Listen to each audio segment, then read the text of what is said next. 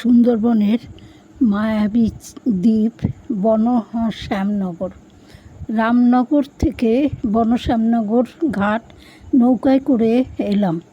এই নদীর গভীরতা বেশি।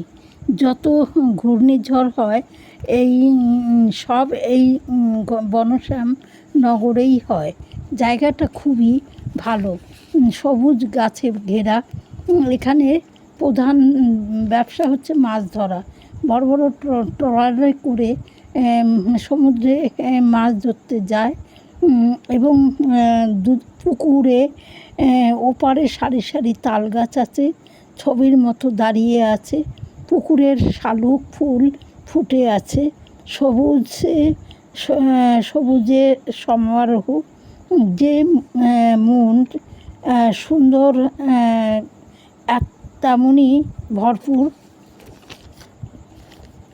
এখানকার মানুষেরা যে কোনো সময় মানে খাওয়া দাওয়া করেও অবস্থা একটু খারাপ হলেও মানে হাসি খুশিতে দিন কাটায় তারা। মনের আনন্দে সময় কেটে যায় এদের।